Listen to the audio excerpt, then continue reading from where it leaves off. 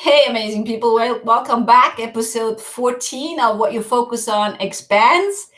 This is the show about sharing positive insights, positive strategies around this whole global crisis that we're right now in and the challenges that we're all facing. But look on the bright side. How can we see the opportunity in it? And with me today on the call is Annie Kallies. Can you tell us, please, where you're from and a little bit about your expertise, please? Hi, everyone. And first of all, thank you for having me. I am from Melbourne, Australia, and originally from Romania. I was born in Romania and then migrated here. And I am a relationship architect. So a lot of people kind of go, what is a relationship architect? So wow. I love that expression. it is good. It took me a while to figure out what I do. And then I remember when I was processing it, and then I thought, because I work on foundations, on the foundations of relationships. So it's like a house, right? A house needs to have very strong foundations to withhold the storms and the fires and the this and the that and the other. So whatever nature hits it with. And I said, well, we have to set our solid foundations in relationships so it withholds the storms of life. Wow. And then I went, so who designs the house? Architects design the house. Oh, there you go. And that's how it came about. Wow, that's amazing. Yeah, go on. It has a left brain and a right brain word in it. So relationships, more right brain. Architect, more left brain, right? Yep, absolutely. Both hemispheres. Perfect. Well, I never heard that before, but now I tend to use both. I'm very creative, but also I can be very systemized. So they're fighting all the time. Which one wants to win? Yeah. Okay, good.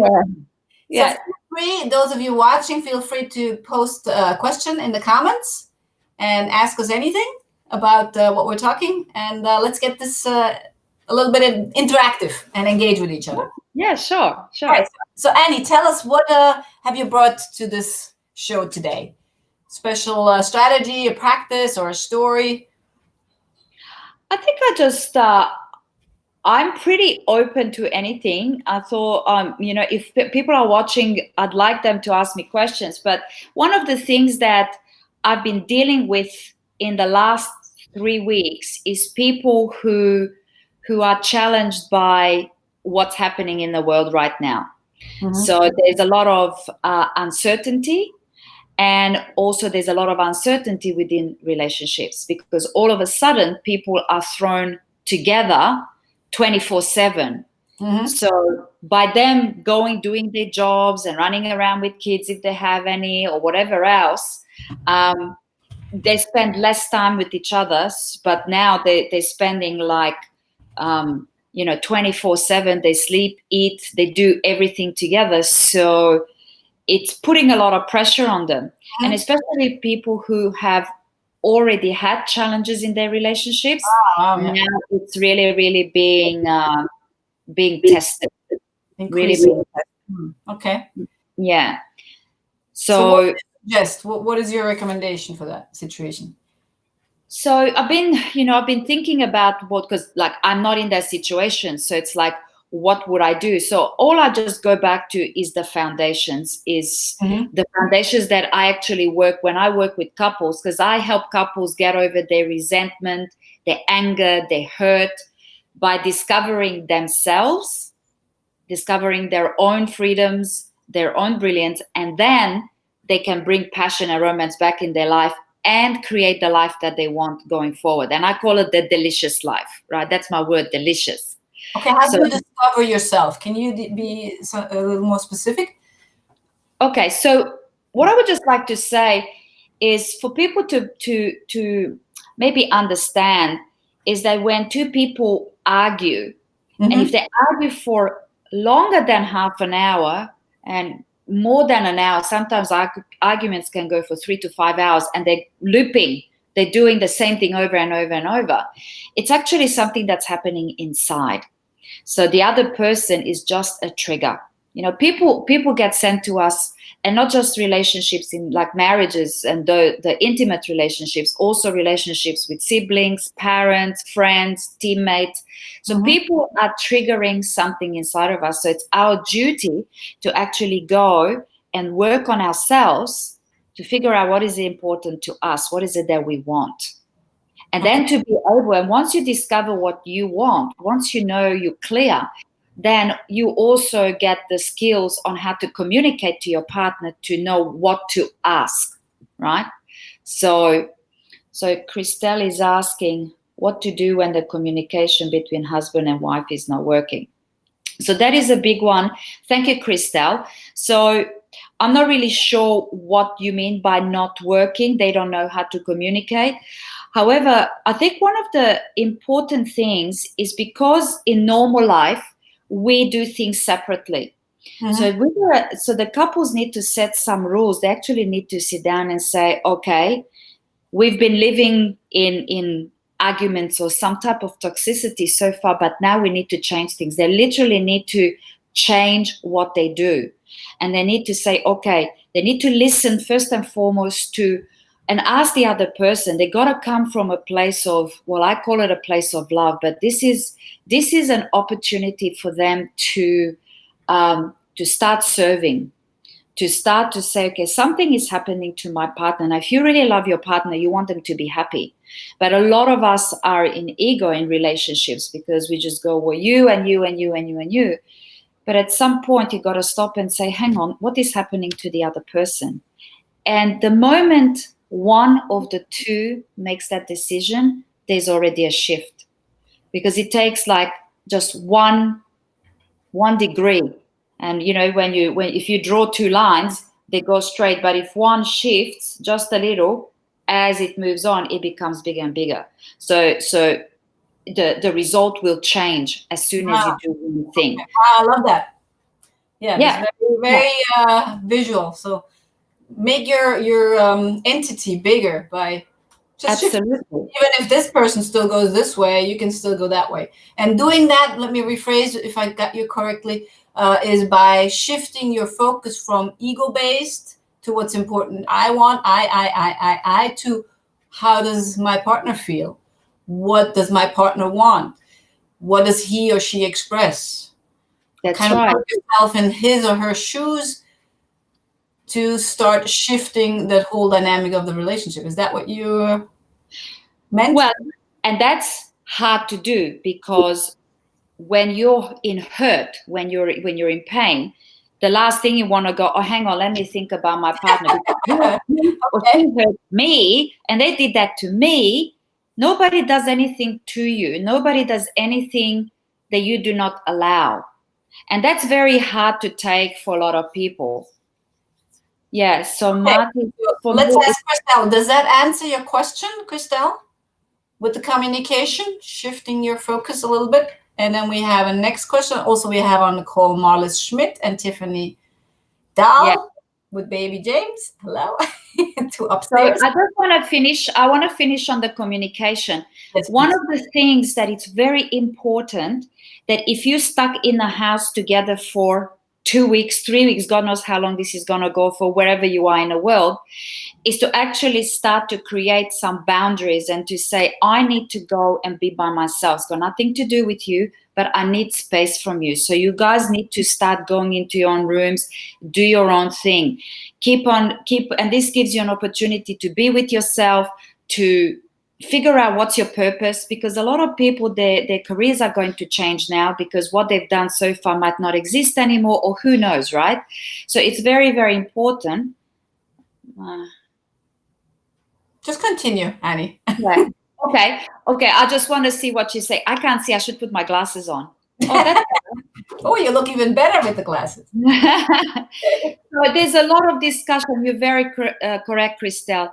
You got to communicate, but people haven't communicated up to now. So all of a sudden, they don't know how to communicate. So if I can just say, okay, first and foremost, you need to have some time apart. Don't be in the same room together. You need to go into different rooms. Go have a shower, go take a bath, go outside in the garden, do things separately. Okay. And then you got to sit down and actually say to each other, okay, now we need to change what we're doing.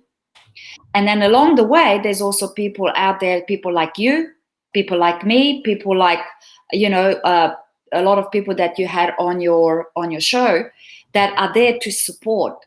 So you're not left on your own. There's a lot of people out there who to support you. You need to actually reach out. And I don't like to say to people, you need to, you must, and all of that. But at this point, you actually need to reach out to get some kind of professional help to be able to start to connect to yourself. Yeah, to find out what's going on for you and ask your partner, if you're a woman, don't, tell your partner, listen, I just want to download. I just want you to hear me. Just listen to me. You don't need to fix anything. I just want to share how this is reflecting on me.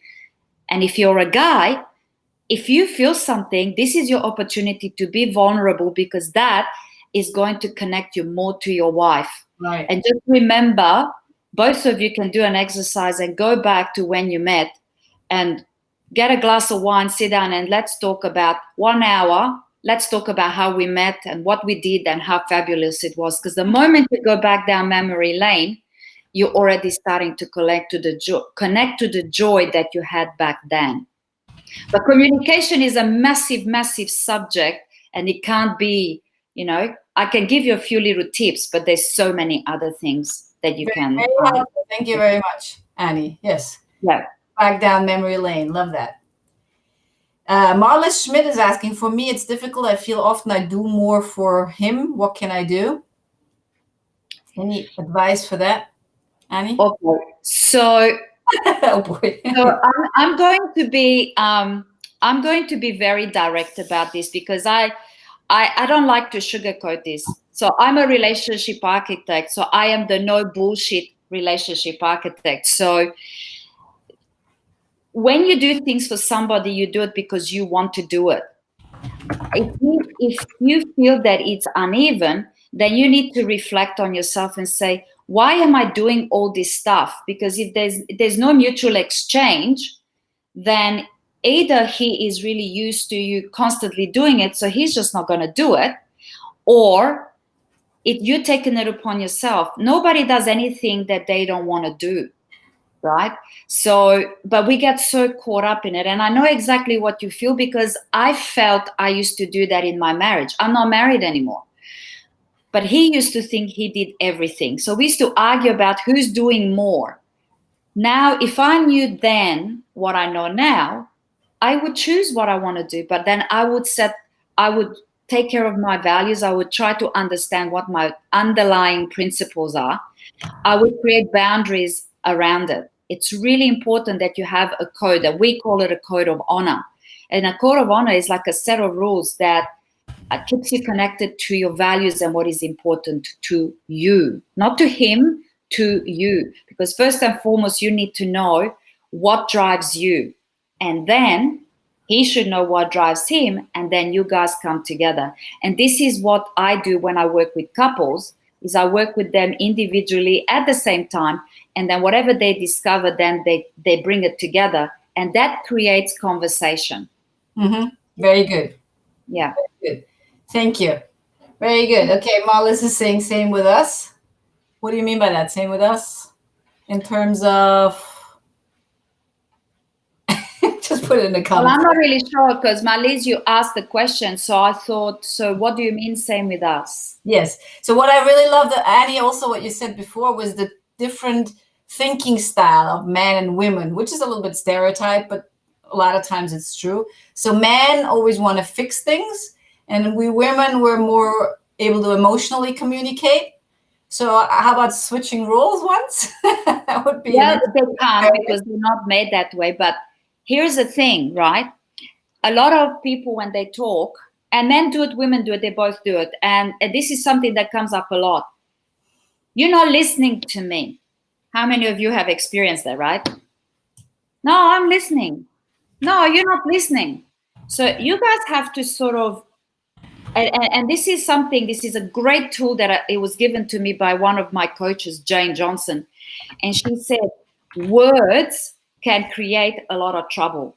because people don't understand. Oh, I understand now what Mal is. Yes. Yeah. So words can be, what my meaning is of something and what your meaning is of that same word can be different. And this is when conflict happens. So it's really important that actually, if you guys say, well, you're not hearing it, yeah, I'm listening, da da da da. Okay, go to your computer together, put in hear versus listen, and see what comes up, and you will understand what it all means. There is a distinction, because when you hear noise, but when you listen, that's with intention. So you sit down and I want to listen to you. Okay, I'm going to hear you and listen. That doesn't mean that the person can do anything, but all you got to do is be present. And the more present you become to your partner, the more you're going to understand, because you're going to step outside of your ego, because you're going intentionally into listening to your partner. Yeah. So, yeah. So both of you think that the other one is doing more. How about turning it around and saying, thank you so much for everything that you do. I appreciate it from the bottom of my heart. Very good point. I think one of the big issues when we think we do more is that we feel we're not appreciated for doing more. We probably love doing more, but we feel like it's not seen or not heard or not appreciated. Yeah, that's an interesting aspect. Make it a habit. Say, okay, 5 times a day, I'm going to appreciate something that you've done. And I'm going to tell you. And you can start doing some romantic things. You know, ladies, this is for the ladies. Boys, men, you know, men also like being romanced. And even if they don't say anything, but men like being romanced also. And this brings me to love languages. So I don't know if anybody has heard about the love languages. So I don't know whether you can put a link into here, which I don't have right now. Can you look it up? You can put it in the comments later, Annie. Look for the video. video. Okay, I'll do that. I'll put in the comments later. But this thing has saved the marriages of many people. So for anybody who's listening, so these ladies, they know about it. Now let me ask you this: are you practicing it? Because it's one thing to know it, to just know your languages. People do the questionnaire and they say yes. Yeah. So people know, okay, these are my love languages. So mine is quality time, words of affirmation, touch, acts of service, and gifts. But what does quality time mean to you? Because some people want their partner to be with them all the time. So can I ask a question, Annie? So love and language, you mean what are my values? No. It's what actually I want from love, or what is it exactly? No, it's actually a language. It's a way people express their love and the way they want to be loved. Oh, so you want to be touched and spoken to nicely or something like that. That's right. So there's this thing called the 5 love languages. And the guy who wrote it, his name is Chapman. I can't remember his first name right now. But he wrote this book because he did work for, I think, 15 or 20 years with couples. He was a relationship counselor or psychologist. Right. And all of a sudden, he had this urge to look at his work. And then what he discovered in that all the people that were coming to him, there were 5 things that they all said.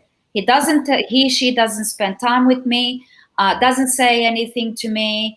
I'm not being touched. I need to be touched. The person's not touching me. I like it when my partner does things for me, and I like gifts. So sometimes people like gifts. That to them shows that they're being loved. But a lot of people think, oh, gifts, all right, so I need to spend more money on you. But a gift can be simply you rip a rose off a bush on a street and you bring it home, because that means I thought of you. Right. So everybody wants to be appreciated in a different way. That's right.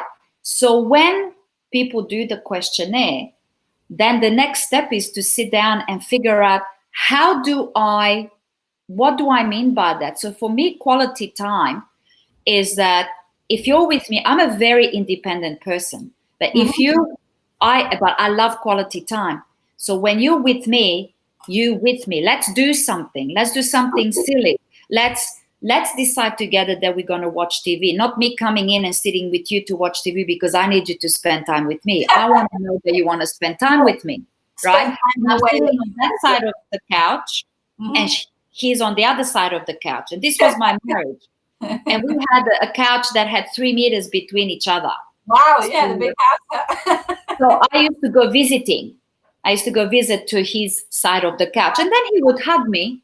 But there wasn't a point. I wanted to know that he wanted to spend time with me. Right. So I was always the driver. Okay. And then words of affirmation. You don't need to tell me I'm beautiful all the time.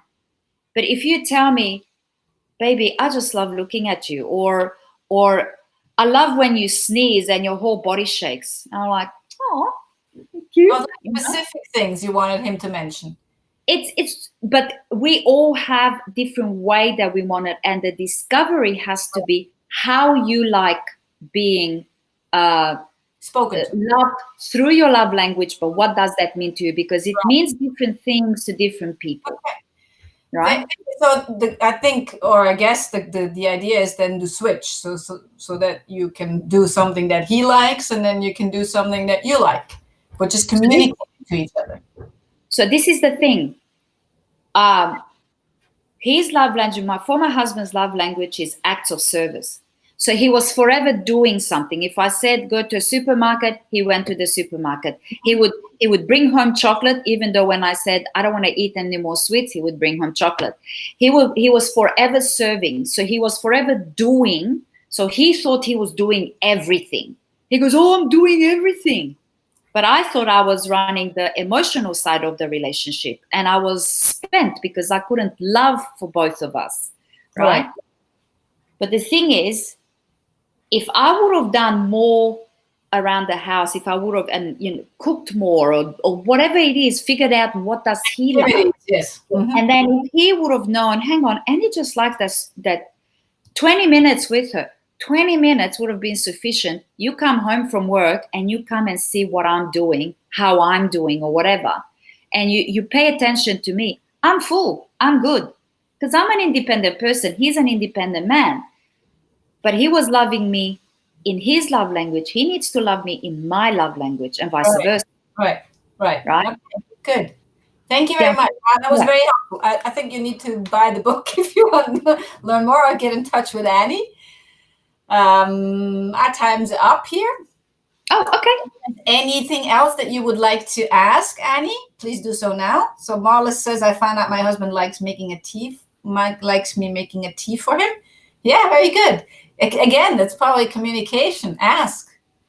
You know what? The biggest tool in the entire world is questioning. Yes, it goes for sales. It goes for anything. It does. So I learned something from Stephen Covey, who wrote the 7 Habits of Highly Effective People.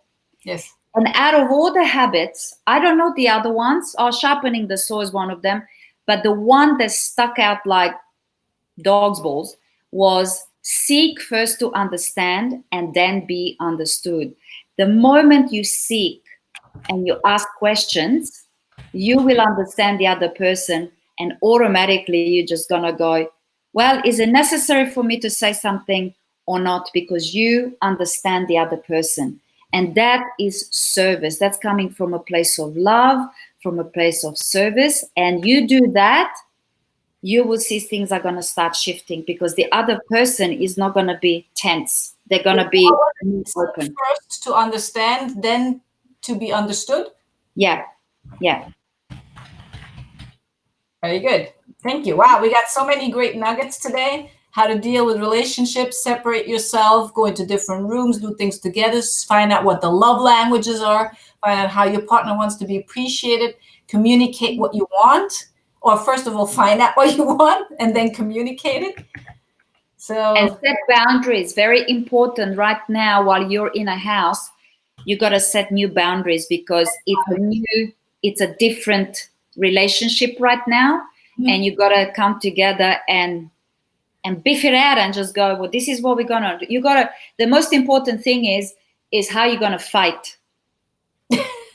Oh, we're not gonna get into that subject. No, just one thing. No, I'm not gonna talk about it. Just how you fight is important. If you have a rule around that, some people like to swear at each other, and it's okay because they know it's not personal.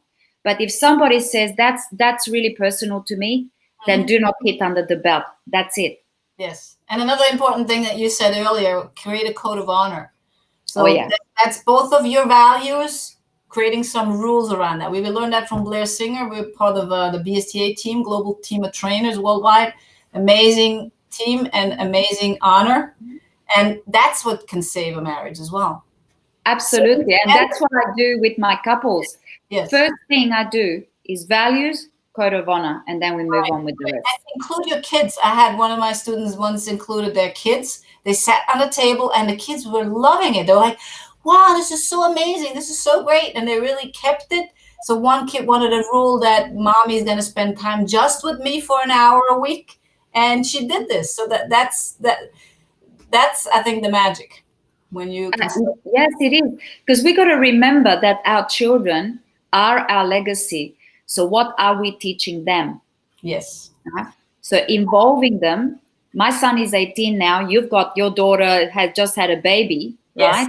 And everything you learned, you taught her, which she's going to teach her baby. So already the ripple effect is happening. So when we say that we're going to help millions of people, this is how it happened.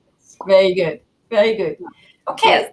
Thank you very much for being on this call, all of you. I mean, first and foremost, Annie, for sharing your wisdom with us. And Katja Hansel was here from Italy, Christelle Piot, Marlis Schmidt, Tiffany, and we had a bunch of other people who did not comment. So let's do something a little different for the end now. Let's see how this works.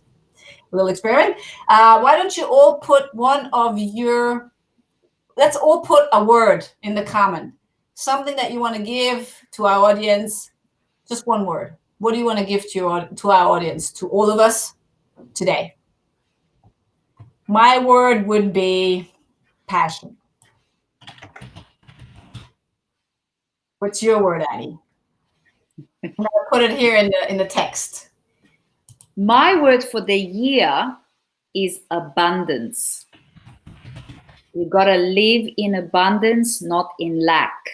Abundance, passion and abundance. Okay, good. Marlis Schmidt says this is exactly what I needed today. Thank you both. Can you give us a word, Marlis? Marlis, please give us a word. Whoever's still watching. We've got Joy from Tiffany. Tiffany, congrats, girl. Yeah, one of these days she's going to be on the call with the baby, she said. Joy, what else? Overload and vulnerability. Why overload, Christelle? I want to take vulnerability. Very good. Understanding. Understanding. All right, what else? Wow, I have some great words. Here's, let me challenge everybody. Take these words and look up the meaning of them and see what they really mean. You will be blown away. Yeah. There's 500 different meanings to passion, I'm sure. Anybody else? All right. Very good. Amazing call. Thank you for engaging. Thank you, Annie. And I'll see you again tomorrow, same time. Thank you, guys. Take care of yourselves. Bye-bye. Bye-bye.